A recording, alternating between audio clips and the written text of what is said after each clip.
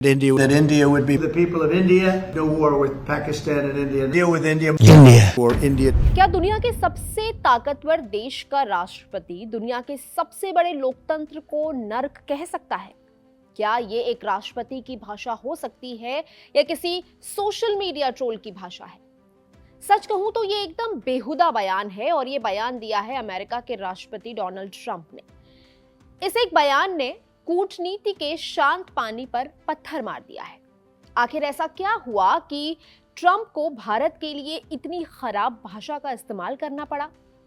ये जानना बहुत जरूरी है। अभी 23 अप्रैल को राष्ट्रपति ट्रंप ने अपने social media platform truth social पर एक पोस्ट शेयर की। उन्होंने माइकल सैवेज नाम के कंजर्वेटिव रेडियो होस्ट का आर्टिकल अपनी टाइमलाइन पर शेयर किया था। इस आर्टिकल में भारत और चीन जैसे देशों को हेल होल यानी नर्क का द्वार कहा गया था। अमेरिकी राष्ट्रपति का अपने आधिकारिक सोशल मीडिया अकाउंट से किसी देश को नर्क कहना, वो भी भारत जैसे देश को, कूटनीति की दुनिया में बहुत बड़ी लकीर खींच देता है।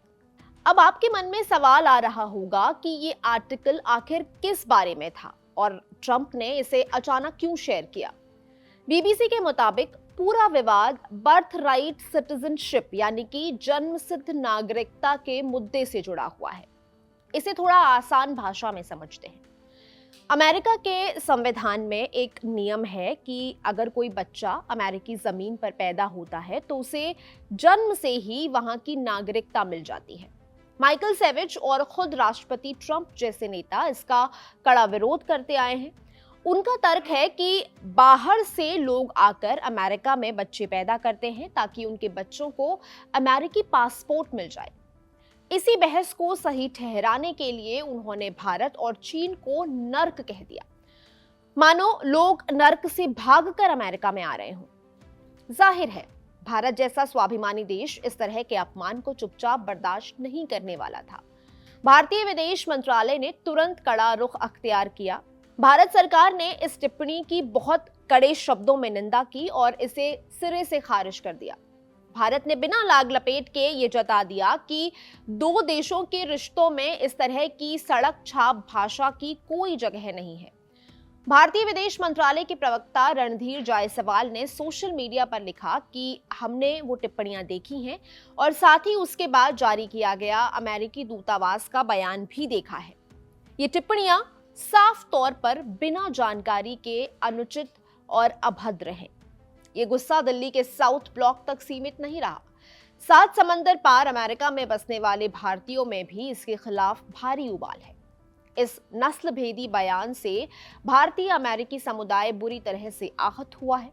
अरविंद वेंकट जैसे भारतीय मूल के अमेरिकी नेताओं ने खुलकर अपनी नाराजगी जाहिर की है।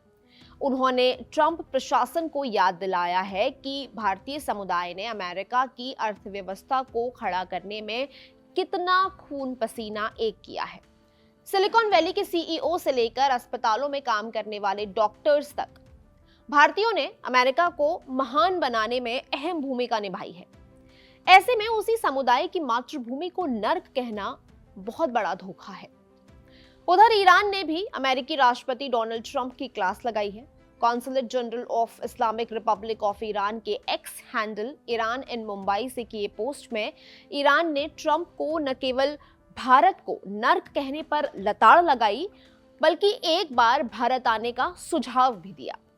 पोस्ट में लिखा है कि किसी को मिस्टर ट्रंप के लिए एक तरफा कल्चरल डिटॉक्स बुक कर देना चाहिए। हो सकता है इससे उनकी बेवजह की बकवास थोड़ी कम हो जाए। इंडिया आकर देखो फिर कहना।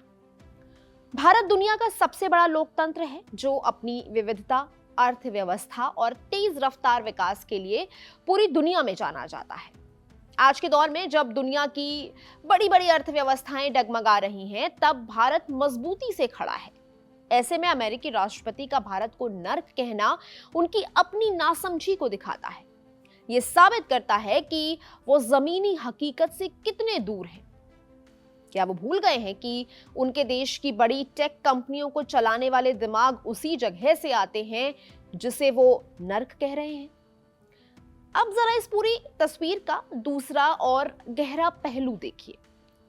ट्रंप अमेरिका के राष्ट्रपति हैं, उनका बोला गया एक एक शब्द बहुत सोच समझकर सामने लाया जाता है।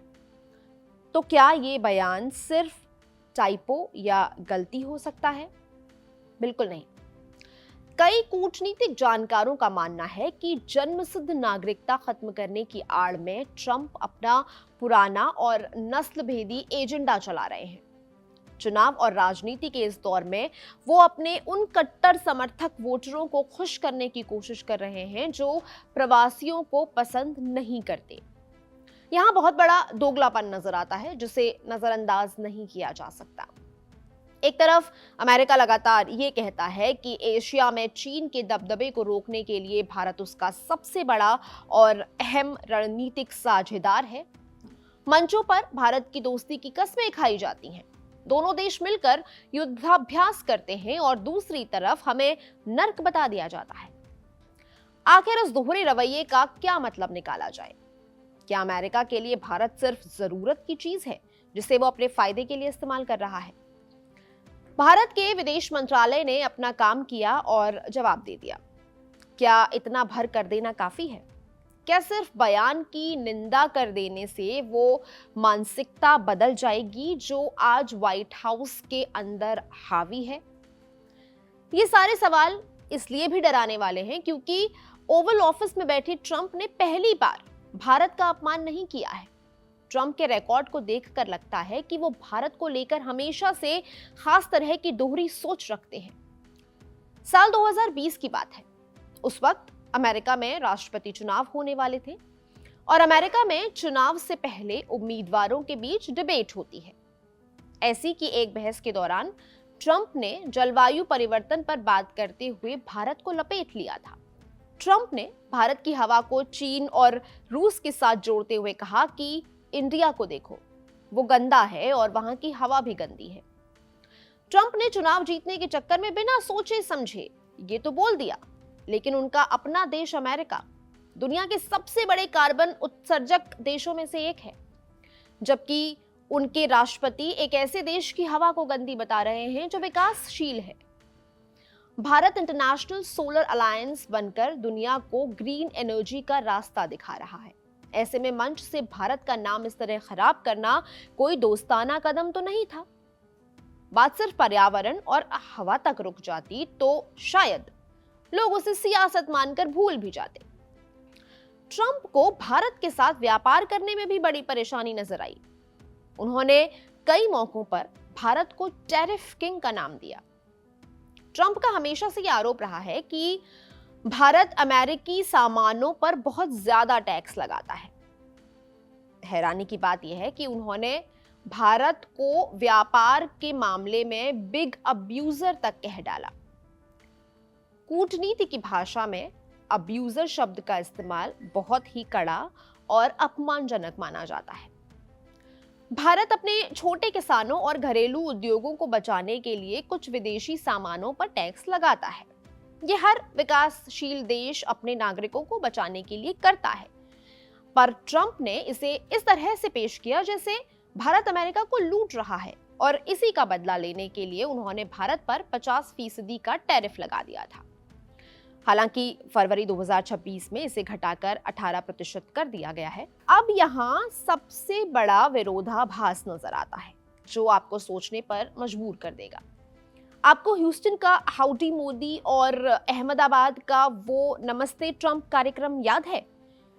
जब बात मंच साझा करने की होती है, लाखों लोगों की भीड़ के सामने फोटो खिंचवाने की होती है, तो ट्रंप भारत को बहुत महान बताने लगते हैं।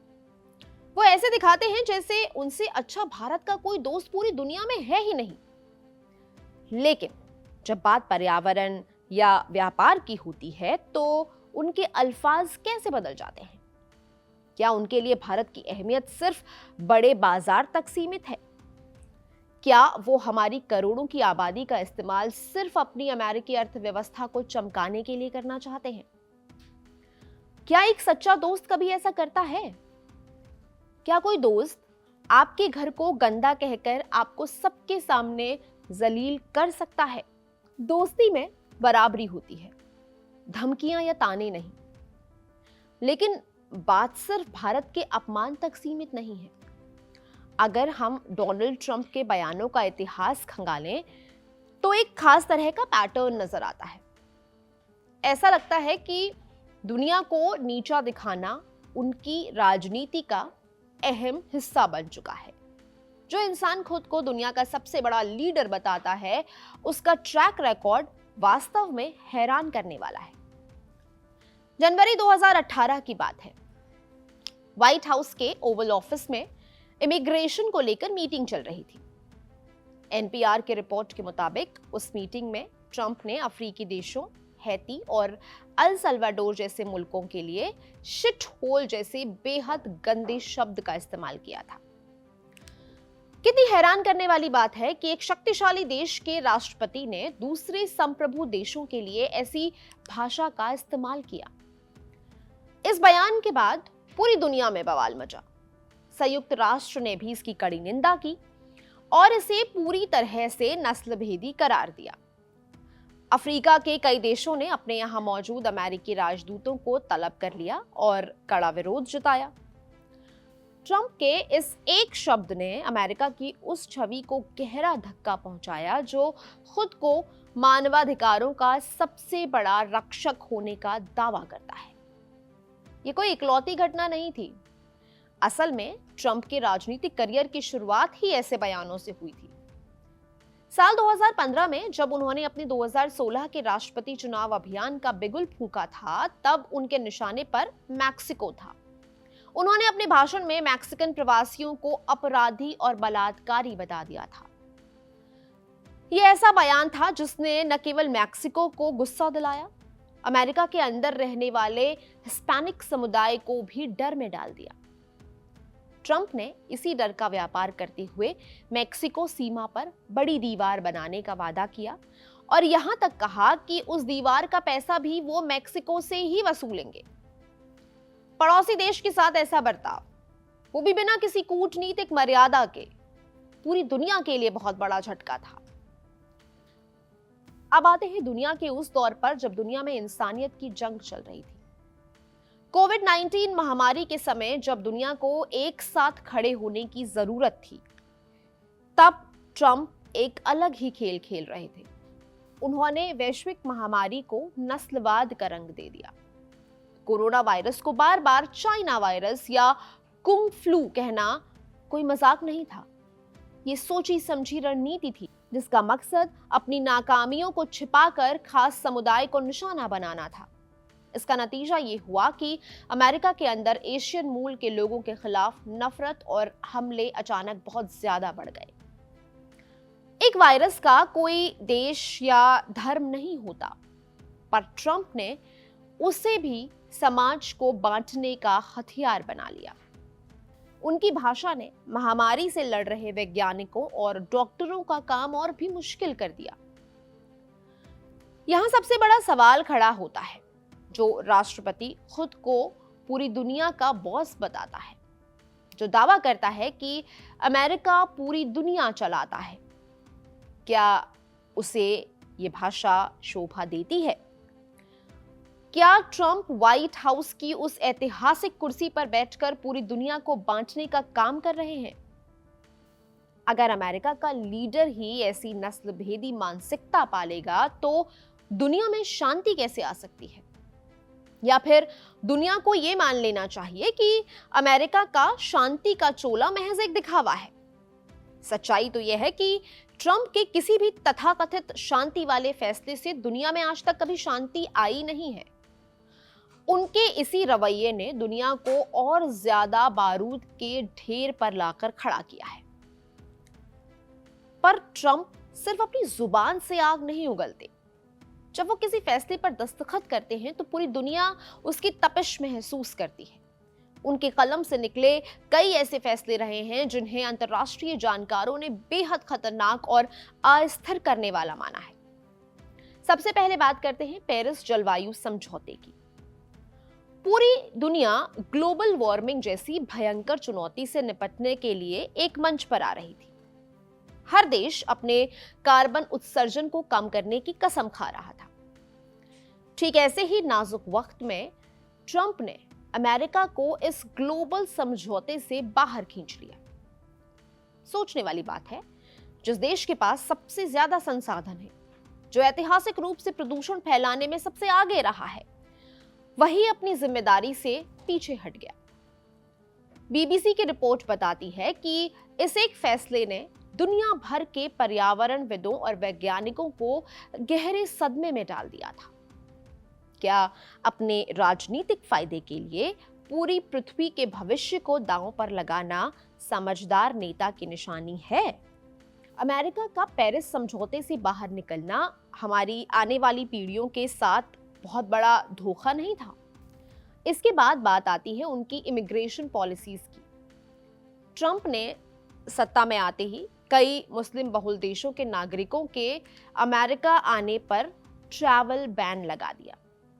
न्यूयॉर्क टाइम्स के मुताबिक ट्रंप के फरमान ने एयरपोर्ट्स पर अफरा तफरी मचा दी थी। अमेरिका आने वाले स्टूडेंट्स, डॉक्टर्स और आम परिवारों को बिना किसी ठोस वजह के रोक दिया गया, जिससे मानवाधिकारों को लेकर वैश्विक बहस छिड़ गई। फिर पिछले साल सितंबर 2025 में नए H-1B वीजा की फीस बढ़ाकर $1 लाख कर दी गई। इसके अलावा H-1B वीजा होल्डर्स के लिए अब सोशल मीडिया अकाउंट्स की जानकारी देना भी अनिवार्य कर दिया गया है। ट्रंप की इन नीतियों का असर IT सेक्टर पर पड़ा। एक ऐसा देश जो प्रवासियों की मेहनत और उनके टैलेंट से बना है, वो अचानक अपने दरवाजे बंद करने लगा है। ये नीतियां किसी सुलझे हुए विचार का नतीजा कम और खास तरह की सनक का हिस्सा ज्यादा लगती हैं। दुनिया को दूसरा बड़ा आर्थिक झटका तब लगा जब ट्रंप ने ग्लोबल ट्रेड वॉर छेड़ दिया। अर्थशास्त्रियों का मानना है कि दुनिया अब एक ग्लोबल गांव बन चुकी है, जहां व्यापार बिना किसी बड़ी रुकावट के होना चाहिए। ट्रंप ने अमेरिका फर्स्ट के नाम पर भारत, चीन और यहां तक कि अपने यूरोपीय सहयोगियों पर भी टैरिफ थोप दिए। द वॉल स्ट्रीट जर्नल की रिपोर्ट के अनुसार इन भारी टैक्सेस की वजह से ग्लोबल सप्लाई चेन बुरी तरह से चरमरा गई। ट्रंप ने दुनिया की बड़ी अर्थव्यवस्थाओं को ऐसे व्यापार युद्ध में धकेल दिया जिसका खामियाजा छोटे और विकासशील देशों को भी उठाना पड़ा। इन सब के ऊपर जो सबसे खतरनाक फैसला था वो मिडिल ईस्ट को लेकर था। 2015 में अमेरिका और दुनिया के कई बड़े देशों ने ईरान के साथ एक ऐतिहासिक परमाणु समझौता किया था। इस डील का इकलौता मकसद दुनिया को एक और संभावित परमाणु खतरे से बचाना था। अल जजीरा की रिपोर्ट के मुताबिक ट्रंप ने बिना किसी अंतर्राष्ट्रीय सहमति के अमेरिका को इस डील से एक तरफा अलग कर लिया।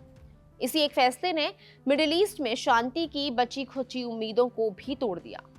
आज जो ईरान और अमेरिका के बीच जंग चल रही है, क्या उसके लिए मुख्य रूप से ट्रंप की जिद जिम्मेदार नहीं है? जब अमेरिका ने डील तोड़ी तो ईरान ने भी अपने लिए नए रणनीतिक रास्ते खोल लिए। ईरान ने इस जंग में अमेरिका और इजराइल को कड़ी टक्कर दी है। अंतर्राष्ट्रीय कूटनीति कोई रियल एस्टेट का व्यापार नहीं है जहां आप अचानक से कोई पुरानी डील तोड़ दें। जब ओवल ऑफिस में बैठा व्यक्ति इतनी आसानी से अंतर्राष्ट्रीय वादे तोड़ता है तो दुनिया का भरोसा अमेरिका से उठने लगता है और फैसले लेने का उनका ये अजीब तरीका सिर्फ अंतर्राष्ट्रीय संधियों तक सीमित नहीं है। देश के अंदर मीडिया और लोगों के साथ उनका बर्ताव भी उतना ही हैरान करने वाला है।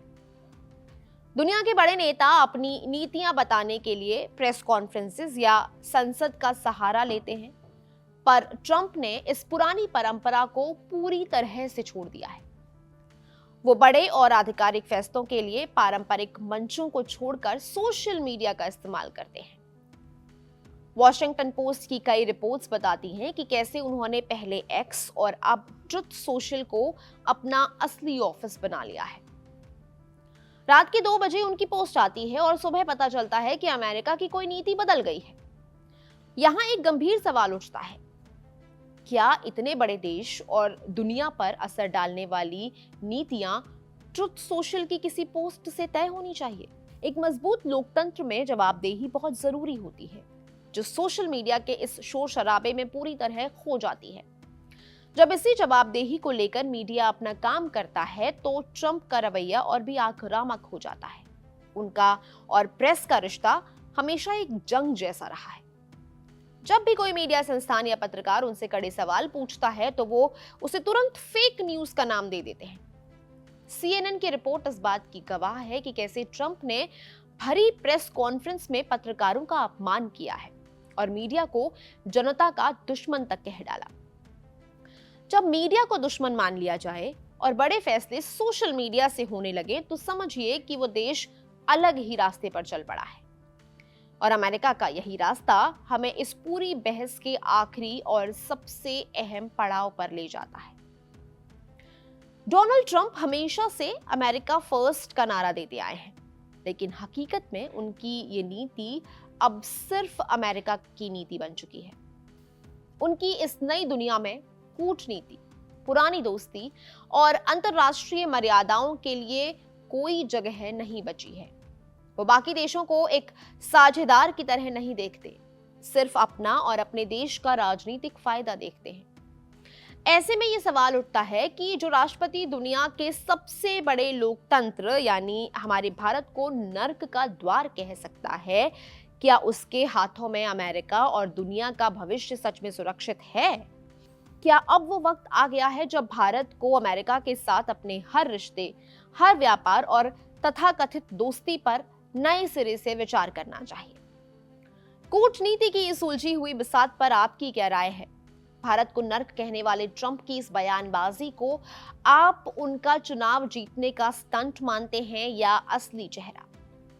आप इस मुद्दे पर जो भी सोचते हैं हमें कमेंट सेक्शन में जरूर बताइएगा। आज के अनकही में इतना ही, दीजिए इजाजत। आप देख रहे हैं कड़क। शुक्रिया।